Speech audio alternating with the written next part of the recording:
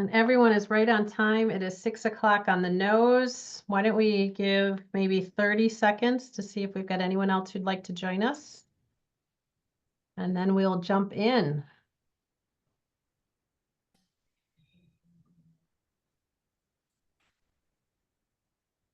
Everyone's staying warm? Yeah. Yeah, awesome. Good. Good. It was a better day. A little temperate above today. freezing for sure. Yes.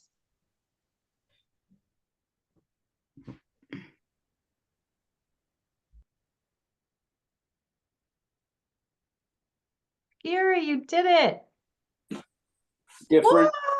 Different device. Yeah. Nice. Thank you for turning on your camera. Perseverance. I love it. I love it. It's good to see you, Stacy. And do I say Adina? Adina? I know you're on mute. Sorry, Adina. Adina. Nice to meet you, Adina. My name Nice to is meet Becky. you. We're going to do some intros shortly. I see Andy. Hi, Andy. Hello. Hey, is it Jerry Munley or Gary? Jerry. Jerry. Cool. Gary. And Gary Swick, right? We got a Jerry and a Gary. All right. And I see the Roberts. Yep. Not sure which Roberts. Right. It's Bill Roberts. I'm Bill. from Prairie Crossing. Nice. I'm out of cell, so I'll leave the video off, or if I'll turn it off for a little bit, but it'll be herky-jerky. I hear you. Good to have you with us. Oh, thanks. All right. So we are recording this for people who were not able to attend. So thanks everyone for being comfortable with that. And why don't we begin? So my name is Becky Sawle. I'm one of the co-chairs of Lake County Lake Lovers, and this is my, I guess, officially second year in this role. And I'm really excited to welcome everyone to exploring this new program that we're putting together. We're trying to create a core technical group. So tonight we want to give you an overview, introduce equipment that we've received, talk about our expectations, and invite you to say yes. So with that, it's really important that you all know how excited we are that you said yes to coming.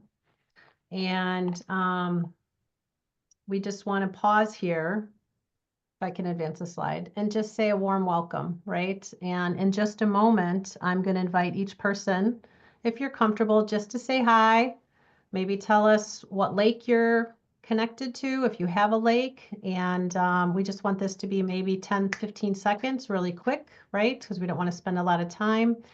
But this is an opportunity for us to start to build some connections. So I'm going to invite people in order of a slide after I showcase our agenda for tonight. So here's what we're going to do today. Well, like I said, just give a moment for each person just to say hi, maybe say what lake you're passionate about, right? I'm going to give a very brief flyover about what Lake County Lake Lovers is all about for those who might be new to Lake Lovers, all right? And then I'm going to give the floor to one of our local water experts, Paul Spiewak, who's with us. And Paul is then going to take us through some slides talking about why we see a value in creating this core technical group and our expectations for it, to give you some highlights about the equipment, what the equipment can do, and then we want to end with some next steps and what you can expect. Then you can see we've got a nice juicy amount of time for questions. We'd love to try and get you those answers, and we want to close tonight no later than 5 minutes to the hour, because at the top of the hour, we're going to be holding our our monthly Lake Lover meeting, where Paul again is going to do a wonderful overview of 4 lakes conferences that he attended last year. So we invite everyone to stick around. There'll be a new Zoom link to join that, and Mary's going to put that in the chat. Sound good? So let's go to our next slide and let each person say hi.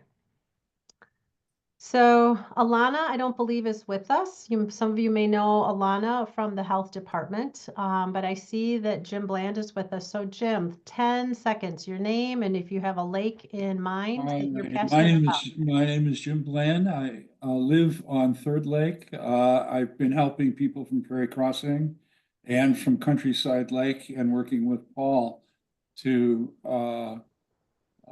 come up with some protocols for the use of the equipment. Perfect.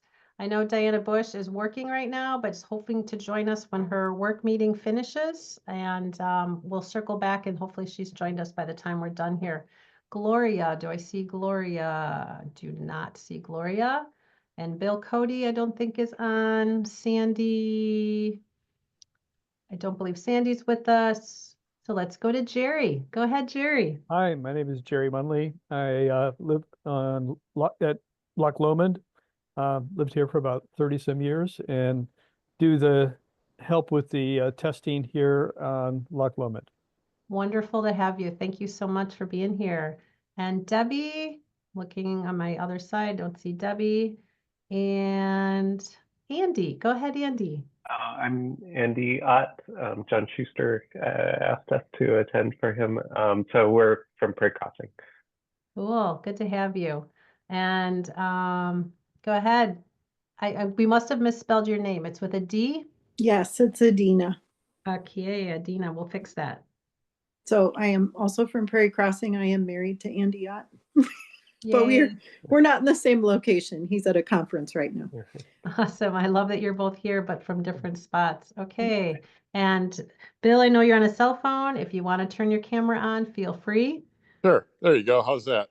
That's awesome. Okay. Yeah, Bill Roberts. I'm not married to Andy, but I'm also in Prairie Crossing. And here on bequest of John Schuster, we're a part of the lake management team for Lake Leopold. And Cool. we're very excited to be involved with the lovers of the lake.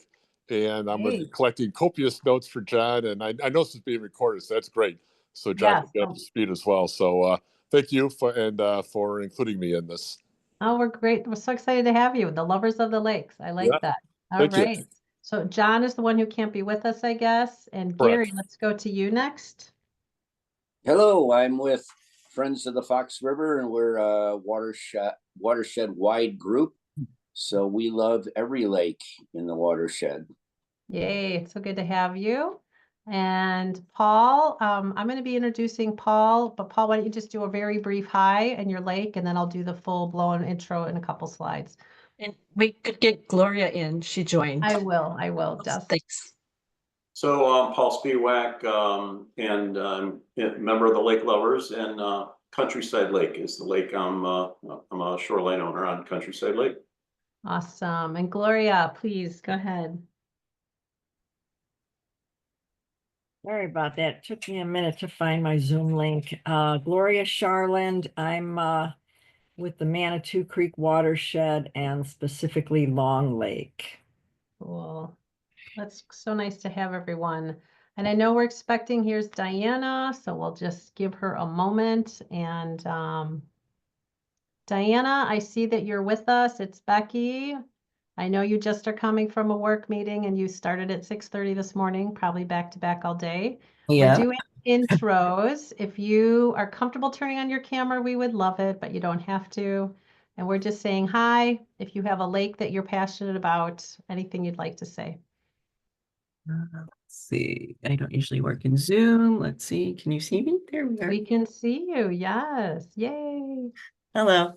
My name is Diana Bush. Happy to be joining this. And I am very passionate about the lake nearest to me, which is Cedar Lake in Lake County, Lake Villa. Yay. Awesome. And Diana's got a long history with lakes through fishing. Do you want to add any comments about that? Dad didn't have any boys, so I've been his little fishing buddy for most of my life. So yes, I'm an avid fisher person. Yes. And your grandparents started a bait shop too. That's still in existence.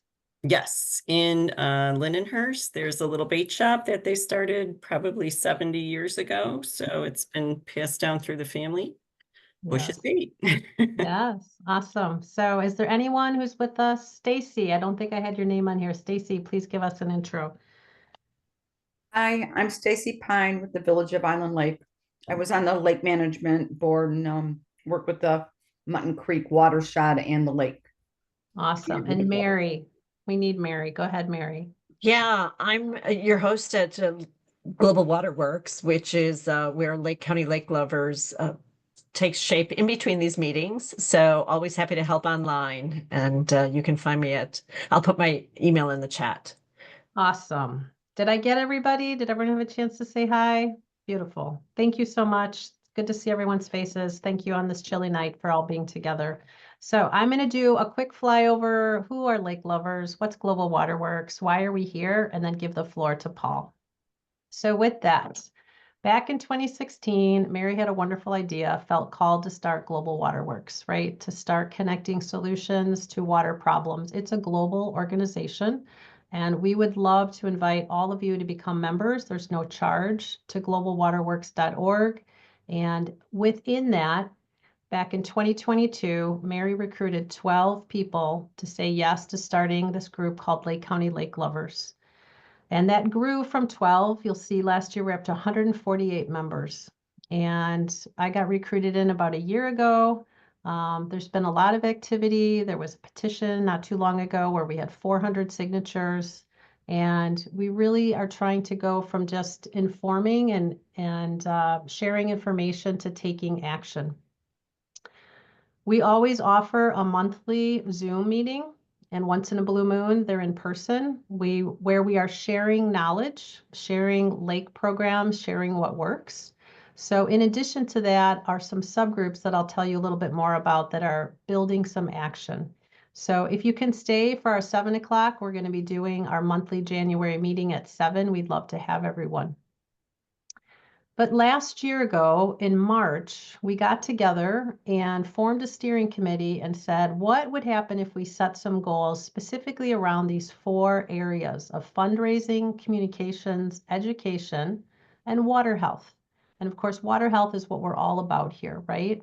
Because we want to help make water measurements visible to help inform action. So we kind of sharpened our pencil and started to define who we were, identifying this opportunity or problem, depending if you see the glass half full or half empty, right? All of you here are aware that lakes are in trouble, particularly here in Lake County. We have the most lakes anywhere in the whole state, and over 70% of our 173 lakes are impaired. So who owns our lakes, right? Who devotes resources to our lakes? Well, that's where it gets a little tricky because they're not built infrastructure. So we see this as an opportunity as a grassroots organization, a nonprofit, that we can help connect like ourselves to others that are interested to take action. So with that, when we think about what we believe and how we work, we think just wringing our hands and waiting for some magic fairy or a government agency to come in and fix might be a long wait. So what we're trying to do is connect interested volunteers and work with local officials to take action. And so I just highlighted in yellow that we're really focusing tonight on measuring water health and making that information visible to help tell a story. So this slide is something that probably all of you are already aware of, right? We know that we can close our beaches if we have harmful algae blooms and keep our dogs away from it. We know it's affecting some species, and we'd like to do something to make it better. And so with that, our belief is that transparent data can help to influence action. So my little storytelling about lake lovers is done. And I'm really excited now to turn the floor over to our local resident chemist expert, Paul Spiewak, who, as we said, is part of Lake Lovers. He's on Countryside Lakes. You can see all of his accolades here. My favorite is his second bullet. He is obsessed with science. And so who better than to take us through our next slide? So with that, Paul, giving you the floor, and I'll go to the next slide. You ready? Ready. Go for it. All right, so citizen science is an alternative to the professional scientists that are at the Lake County Health Department, for example, or professional labs like PACE Laboratory, or the laboratories that are used by our lake management contractors. But there's a problem with us using those services. And for example, in the top part, the Lake County Health Department has 170 lakes to monitor with only 3 people. They use some summer interns, but not only is their staff overwhelmed with work, but their lab is also overwhelmed. So we submitted, you probably have too, to the health department, some water samples last year, and the turnaround time was like, I don't know, 4 weeks, or I don't remember, but it was, and they won't accept very many samples. So that's not gonna work for us. The professional labs, like Pace Labs, has a $250 minimum charge per sample set that you give them. That's pretty expensive. And then there's other lakes that they just don't have professional lake manager contractors. Countryside Lake uses ILM, and there's a lot of other really good lake management contractors in addition to ILM, which we're very happy with. But a lot of lakes can't afford them. And so maybe on the next slide.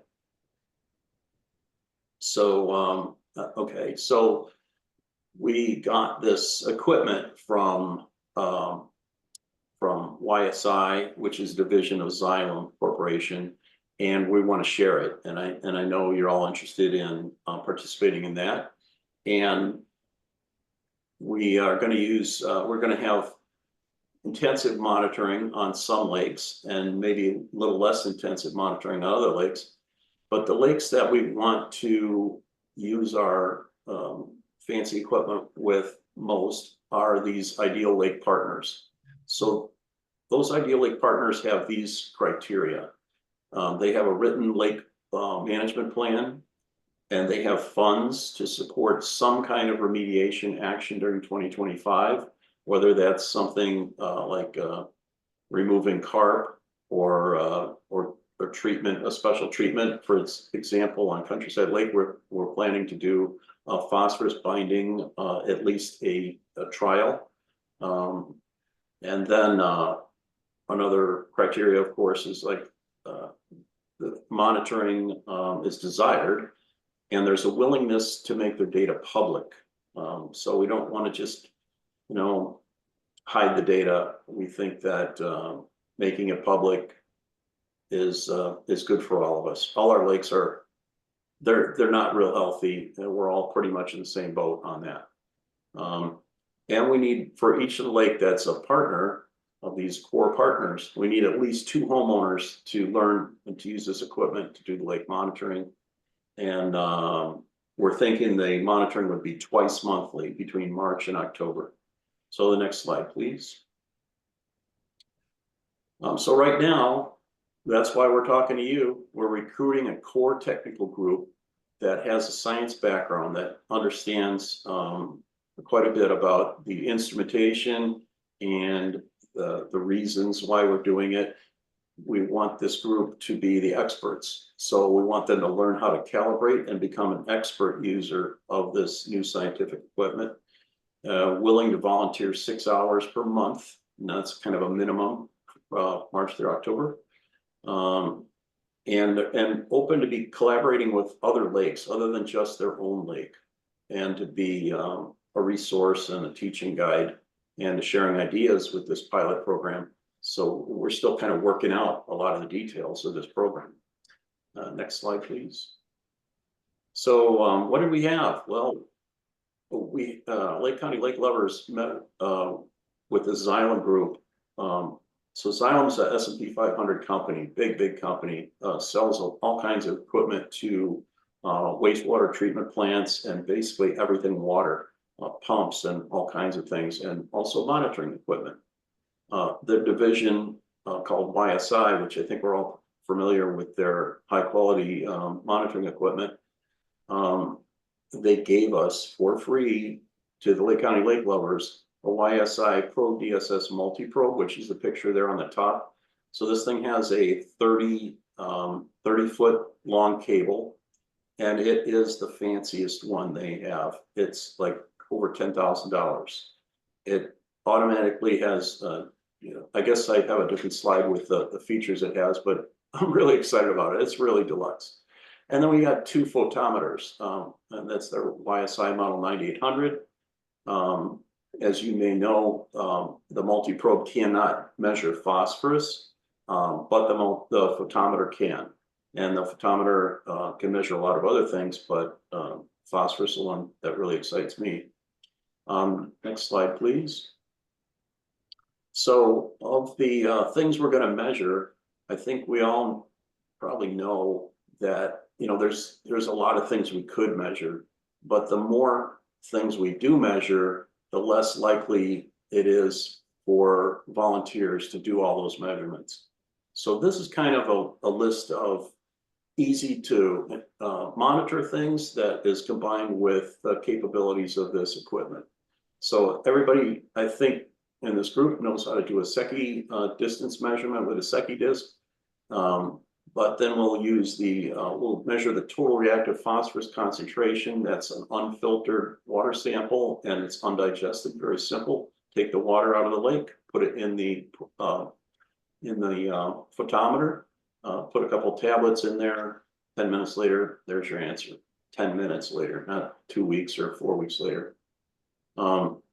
The ProDSS is super crazy fancy, and it will give you a dissolved oxygen and temperature profile at 2-foot depths. It automatically knows the depth. It knows the GPS location. It knows, and then it reads the temperature and the DO. It's optical dissolved oxygen, which is the best one. It's also got these other parameters. It's got a fluorimeter that measures the chlorophyll A and phycocyanin. Phycocyanin is the photosynthetic pigment that blue-green algae, or better known as cyanobacteria, use for photosynthesis versus the chlorophyll A in the regular plants. So that'll give an indication of blue-green algae bloom. This meter has 4 probes. Another one, so the one's the chlorophyll A, phycocyanin. Another probe is conductivity. Another probe is ORP. It also has pH. And I already mentioned the oxygen, dissolved oxygen. So it's this ProDSS is probably better than what the health department has. The health department's capability of measuring phosphorus concentrations is better than what those YSI 9800 photometers can do. But this meter is fantastic. So next slide, please. Okay, and so I think I'm going to hand it back to Becky at this point. Thank you so much, Paul. I know this is high level and we want to give time for questions. But as you're thinking about, is this something that I think I want to do, right? Or what questions do I have? We just want to pause and say, tonight we're giving this overview and inviting everyone a week from Friday, a week from tomorrow, to make your decision. You know, put your toe in and say yes, and let Paul know I'm all in, right? And with your yes, and you don't have to wait till the 24th, Paul is then going to reply and send out an email, because YSI has created a lot of training videos. We're not going to ask that everyone watch all of them, but I think we're picking out about 4, right, Paul? I think a little more than 4, a little more. Okay. 7 sounds like a good number. Okay, 7 training videos that could be short, probably no longer than what, 10 minutes? I think no longer than about 10 minutes. Okay, so you can pause, rewatch these, but we just want to give everyone an opportunity to watch these and get a little bit more familiar. And then to invite those who are able to come on February 6th, we have reserved, or Mary has, thank you, Fremont Library from 6 to 8 p.m. February 6th, let me just see, what day of the week is February 6th, Mary, do we know? I'm looking at my Thursday. It's a Thursday Same. night, again, from 6 to 8 p.m., where you can come and touch the equipment and look at it. And I don't know, are we actually thinking of people bringing lake water if they have it to play with it? Hard to get at that with the ice. Okay, so depending on how the temperature is, at least we'll get to see the equipment and see how it's organized, and to cover some other topics as well. But we'd really love for those who say yes to have an opportunity to meet in person, see the equipment, and talk through where we're at with recruiting our ideal lake partners, and where we see things going from that date in February to getting ready to monitor the following month in March. So March monitoring begins, and I just suggest that, we're going to want to touch base with this group. We see our core technical team as being wonderful resources. So as we've gotten into one whole month of monitoring, let's circle the wagons in April and check in with each other and see what's going well, what could be better, how do we come together and continue to collaborate to make this pilot program as good as it can be. So that's where we see next steps going. And I'm just going to now move to our Q&A time, right? So, we're at 6:25 and we've got a good 30 minutes here where we can ask questions, and we may not have the answers yet, but just all questions are welcome. So thanks everyone for your curiosity, and there's no bad question. Paul, could you identify a little bit about the character of the phosphorus monitoring that is part of the kit? It's different than what other folks do, and could you elaborate a little bit on that? I think I understand the question. So there's lots of different forms of phosphorus, and there's, I think the EPA breaks it into about 5 different measurements. The one that Lake County Health Department does is the SRP, soluble reactive phosphorus, also known as dissolved reactive phosphorus. And also they do total phosphorus. Those are things that are a little bit harder to do. And so we're not starting out with that. We're starting out with total reactive phosphorus, which is an unfiltered lake sample that you put directly into the the sample container, into the photometer with 2 tablets, and they react over the next 10 minutes and give you a reading of the total reactive phosphorus. We would like to correlate directly to what the county does, which is the SRP, the soluble reactive phosphorus, and total phosphorus. And I hope we can evolve to doing those tests instead of just the one that we're going to be doing to start. The SRP just requires a filtration step that it's a very simple, it's a syringe filter. So just you put your lake water in a plastic syringe and that you've attached a little filter to, and you press the syringe down, and the water that comes through the filter has only dissolved phosphorus in, and then you run the test on that. There's other forms of phosphorus, but those are the 3 different forms that we're going to measure. I'm not sure if I answered your question, Jim, but that's the kind of the plan. Let me go on a little bit more. I just wanted to make it clear that the phosphorus that's being measured is a little bit different than what the county uses, or even what US EPA uses. So this is a little bit different. It's much easier to do than even the kits that Hawk has got. So it's a useful thing for purposes of characterizing the available phosphorus in the lake. Thank you, Jim. The phosphorus leads to algae, and that's why we're dealing with phosphorus. I'm going to talk about that more at the 7 o'clock Zoom. But the phosphorus is, when I use these meters, these photometers to measure, for example, try and locate where is the phosphorus coming from. Maybe we go upstream. If you have an inlet into your lake, maybe take a series of samples upstream and try and determine a point source. And then now you have a target that you can try and deal with that point source, whether it's a farm or some kind of leaking septic system or some other source. And that's one use of these photometers. But monitoring at Countryside, we hope to monitor at the inlet and the outlet so we can kind of understand our lake and how much is from external phosphorus versus internal phosphorus. So I think a lot of you are familiar with these things, and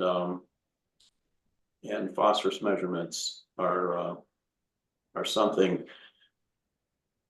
very important to lake health.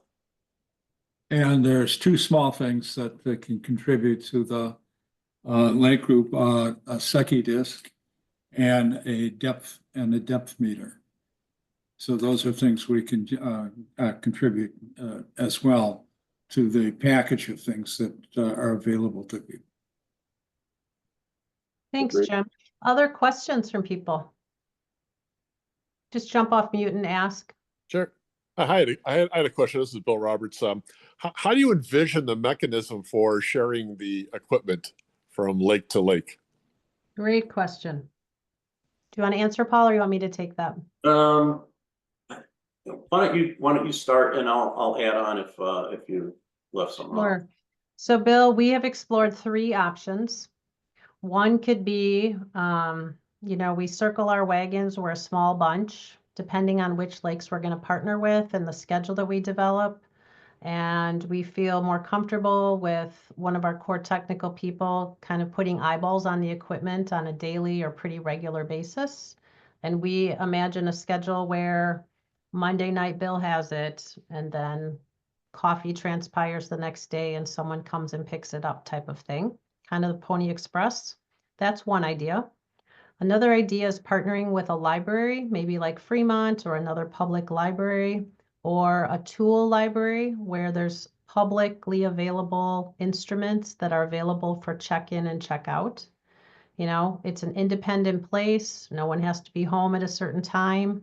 The downside might be that we don't have as many eyeballs on the equipment. So we would love to explore that, how this mechanism could work the best at our February opportunity when we do our 2-hour training session. But Okay. those are some ideas we've looked into so far. Paul, do you want to add to that? Sure, I'll add just a little bit. One idea is that, and this isn't settled, this is some topic of discussion. But for example, someone would check the equipment out and have either a 3-hour window or maybe a half-a-day window, and then they would return the equipment. It would be part of the process of the training would be a cleaning of the equipment, so we're not doing any cross-contamination between lakes. And then a different set of people would take it for the afternoon, and maybe there would be 3 time slots per day, or maybe there'd be only 2 time slots per day.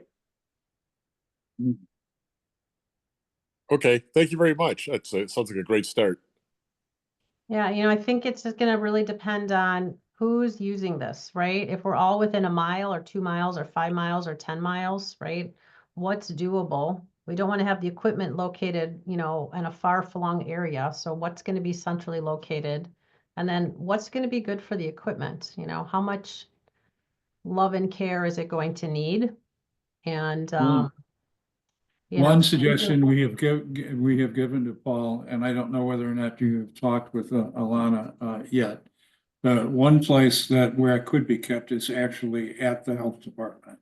yeah, Because they have water that's there. They have the ability to handle one of the pH solutions is a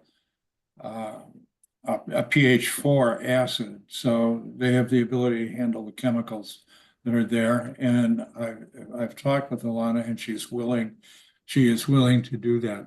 Second thing that concerns me in terms of what you've mentioned is the idea of having a very short run to be able to, like a part of a day.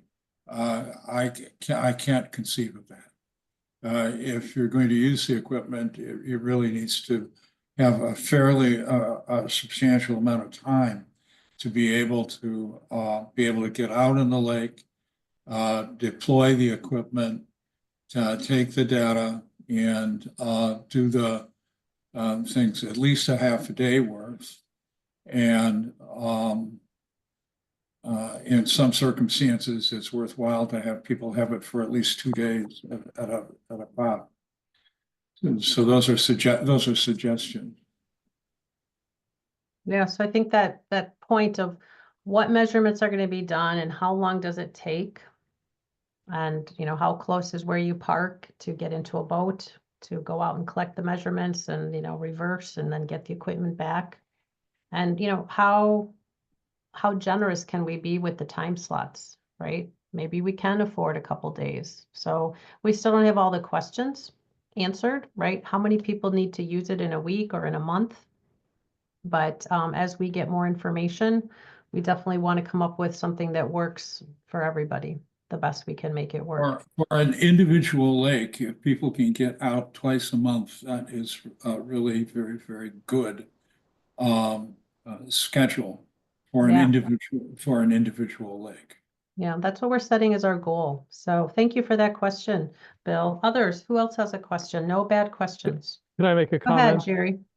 So just a couple things. One is that I know because the weather is a big factor. So even though we may, the friend of mine and I who go out on Loch Lomond,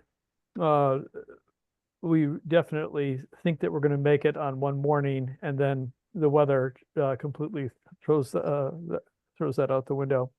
The other thought is also if people who are in the same sub watershed, if they could do it on the same day or 2 days back to back, that might be useful, because then we may get a sense of if, say, phosphorus in particular is high or low.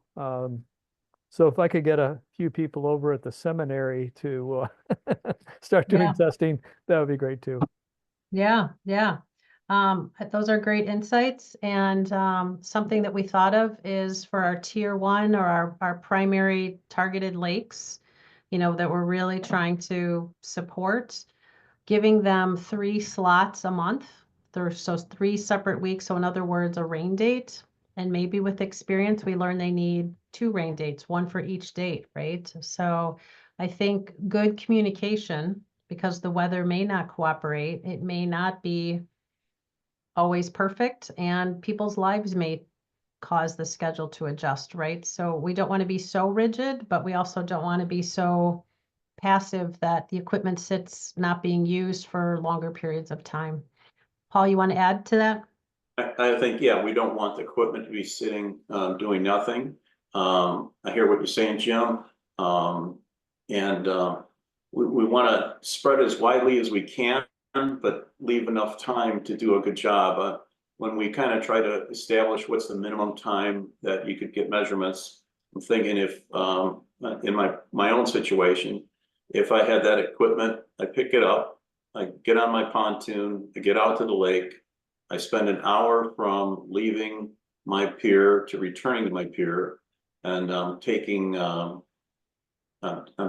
Pro DSS is going to do its thing pretty quickly, and then I've got a little bit of time for my phosphorus to run, and then I've got a little bit of time to return it, and I think that turnaround time could happen in 3 hours or less, actually. But as long as the equipment's not just sitting idle, I think that it's a balancing act, right? So how fast can we do it? If everybody's ready and everything is going well, I think it could be done in a short amount of time. But Jim's got a lot more experience than I do, and he's saying half a day minimum. I appreciate what you're saying, Jim, and your experience is way more than mine. Yeah. This is Bill Cody. We've had discussions in regards to data collection and data management. I'd like to ask this group, how would they go about managing the data that we collect on these lakes? What sort of format would we want to use? Is anybody got any good ideas on how we can use the data once we have it inputted to some sort of a data management system?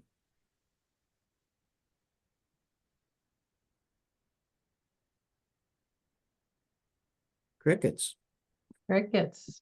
I've got one thing I can say, so that YSI has a data thing that's kind of tied in with their instruments, and you can easily upload it into their in the cloud kind of data, where it's got visualization, it's got graphic capabilities and things like that.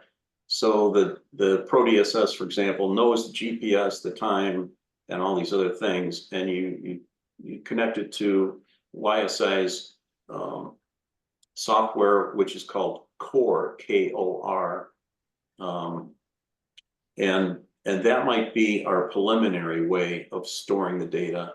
But we're also going to need some kind of hard copy paper, I think, at the site on the lake, recording things. And someone suggested, a few people suggested photographs and of the lake, of the water, and an aerial drone would be even better. But I don't know if that's in the picture. And then a second, I think Mary mentioned that there was someone at YSI, like a computer programmer kind of guy, who would be able to take the data out of the YSI core software and make it like a comma separated variable Excel spreadsheet kind of thing that could then interface to some of the GIS mapping software that's out there now. So those are ideas I've heard. I think those are, it's a good starting point. Mary, giving you the floor. Yeah, they did volunteer to help us. They said the core data will likely be too structured and is more designed for commercial use, but the idea of having a Google mapping tool, which was actually profiled in last week's HABS conference that a number of us attended. And so I'm going to try to get that information out where you could have tracking of trend lines. They're doing that across Lake Superior. I think you were on that as well, Gloria. But it would be neat to not reinvent the wheel. And I should say Kurt Wolford also with, Stormwater Management Commission is working with this Open Lands or the river group down in Chicago that's extending a sort of digital mapping capability to address all green infrastructure and water infrastructures. So we definitely don't want to be creating one more thing. We are trying to look and see what are the existing tools, but beginning to get the data on the lakes is so valuable, and it just will hopefully move from data monitoring to action and intelligent prioritization of some of these projects. So thank you all. One of the things that we did when we were monitoring Long Lake with Gloria is to take clear, transparent jars and put them up against a gray or a white background and take from week to week just photos of what that looks like. And that has, I think Gloria will tell you, it was an exceptionally valuable thing to do public presentations and give people an idea of the character of the problem. Laura, you want to add anything?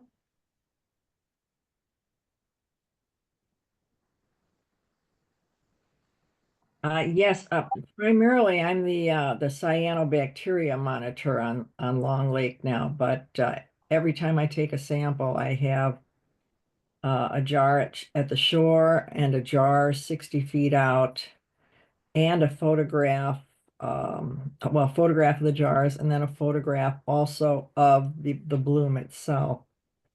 And then, of course, the microscope slides. And it all goes in a neat little folder with that date on it. And are you making that visible to other members of Long Lake, or is it just staying in a paper-based folder? So I am the early warning system for Long Lake, and when we get a bloom and I do a test, I send out an email to the whole lake community. Cool. They can see what it looks like. All right. And the famous last words, when in doubt, stay out. Ah, yes. Okay, we probably have time for one or two more questions before we wrap up tonight. Great questions. Looking forward to others. Who else has a question? Yeah, I've got another one. This is Go ahead. okay. It's sort of related. Does Lake County treat retention pond lakes purity any different than naturally occurring spring-fed lakes? Does anyone know the answer? I don't know the answer, but I think they don't. I think they treat them all the same. They all have the same state. The state of Illinois sets limits for what is considered impaired water, and then it's 50 parts per billion for phosphorus, but they have other, I think for alerts, the HAB toxin is 8 micrograms per liter. I think that's right. Jim, do you know any other differences between retention ponds and lakes? There's, yeah, it's kind of dependent on who owns. If it's privately owned, then they have to get permission to be able to go and do that.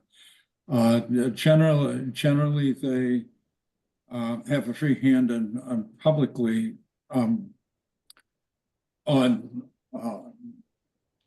they have a free hand on some of the lakes, but on other of the lakes, it's critical that they have permission. Lakes that are associated with the Forest Preserve District are slightly different. So there are some monitoring differences that exist between the lakes. They also have a program. What they try and do is a 5-year cycle. So if I live on Third Lake and they sample this year, 5 years from now, they're going to look to try and take another set of samples across the monitoring season. So they have different ways of handling some of it. Okay, thank you. Appreciate that. Okay. Go ahead, Mary. Yeah, just on the idea of this group of individuals is very scientifically skilled. And I think you'd mentioned this idea of training the trainers, or who are the citizen scientists. Can you talk a little bit about that vision, Becky or Paul? I can talk about a little bit. So, the group right now that's on this Zoom, I'm thinking we're the science people, we're the core technical group, we're the experts that do the calibrations and the quality assurance and the training. Then there's a separate group, the citizen scientist group, and those are the people that are less scientifically knowledgeable, and they're taught how to use the equipment by our group, and when they run into a problem, they ask somebody from our group. But they're the ones that are out there taking the samples, they're helping collect the data, but they don't have the deep scientific knowledge that we all have. And that's how I see the difference between the citizen scientists. And as we develop this program, and this year in 2025, maybe we are both the citizen scientists and the core technical group, and that's great. I should mention there is the effort to try and get the volunteer lake monitoring program back up and started. That effort is still ongoing. The person that really is heading it up, or is the key person in the group, is Holly Hudson.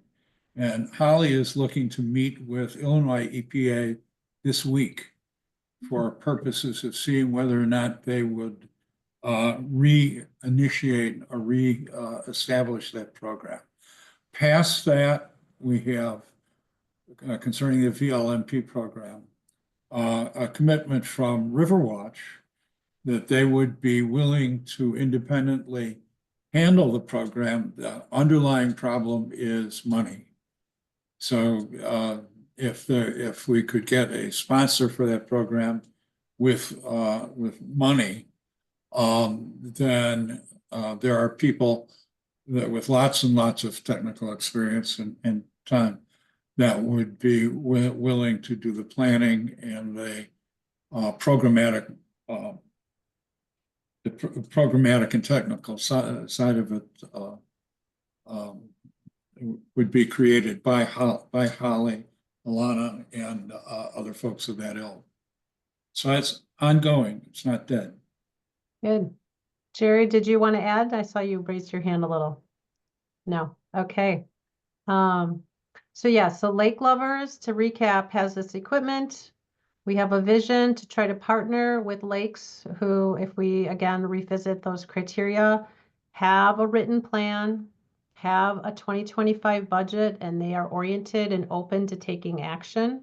We would love to use this equipment to measure ideally before, note when action was taken and whatever action it was, and then after, to try to understand, did anything change? And also to learn if it didn't change, right? To try to help in understanding, and then to share that information for other lakes, right? Who might be facing something and could benefit from what a different lake has learned in 2025. And so we would love to have all of you say, gosh, this sounds fun. I'd love to try this equipment. I'm open to training others. Perhaps depending on how our recruiting goes, we could even match individuals to partner with one of these pilot lakes so that you can develop a relationship. You know, that's still to be decided. And depending on how much time we think we need to give to use the equipment, you know, if it's 2 days or if it's 3 hours, right, that will change how many people can be involved with the equipment. So, but lots of exciting opportunities, and we're really thrilled to partner with everyone to leverage everyone's good ideas and experience. And as we get ready here, it's at 6:51. Let me just go back to our slide that talked about our next steps here. So again, today, just an opportunity to give some information, provide an overview, kind of cast the vision, right? Our ask, everyone here should have Paul Spiewak's email. I don't know, Paul, if you want to re-put it into the chat. But please let Paul know, based on what you heard tonight, if this is something that appeals to you. You've got 6 hours a month to volunteer, and that you would be open to learning how to calibrate this equipment, learn what makes it tick, and learn how to teach someone else how to use it. And perhaps be willing to be maybe a scientific resource, maybe a coach on, you know, what are we seeing in this person's lake and what can we use these measurements to help inform action. So we would love to invite everyone to not only watch the training videos, but then to come on February 6th to Fremont Library between 6 and 8 to get to touch the equipment, take a look at it, ask more questions. We'll have some more details by then, and we can dig a little deeper so that we are hopefully ready to go. Our target month is March to begin our monitoring. Yeah, and if there are ice fishermen out there or someone who can tap the water, we'll have buckets, a 5-gallon bucket or something, so we could test something. So just, Jerry, I see a smile on your face. I think someone's going to come up with some water. Okay, let's bring some water. I love it. And please let Paul know you don't have to wait till the 24th. But we're going to take who says yes by the 24th and send out those training videos to watch, as well as the invite and the more details about February 6th. And we're just excited to partner with everyone. Think of all the collective knowledge that's here on the Zoom call. And then, because tonight isn't over, please come and join at 7. Mary, you put in the chat, right? The new link. Yeah. Yeah, and if you So- could remove the screen so we can see everyone and sort of take a screenshot of the group that's starting out here. Oh. This is our Okay. And so I would the just need to link- put that onto, so I say stop sharing. yeah, stop sharing would be great. All And then right. we should see everyone in a grid. And if everyone can take your open up your video so we can see you, we can just do a hello. Oh, what a great looking group. Wow. So yeah, Hold everyone on, ready there's for a Gary. photo? Okay. Yep. Okay. Gary, I thought we had oh, there's Gary. Okay, we'll try one more time. Great. What a great looking group. Okay. Thanks for Yeah, doing that, Mary. yeah, thank you all. Join us at 7. Paul's got an amazing saving you 12 days and at least thousands of dollars and traveling around the country to all the lake associations. So I'm really looking forward to it and hope any of you who can spare the time can also join us there. We will have a recording. You've already given us an hour. So thank you, Becky and Paul. Have a great night, everybody. Hope to Hey, see you bye. all February 6th. Thank you, Xylem. See you shortly, I hope. Yeah. Yes. Thank you. Bye.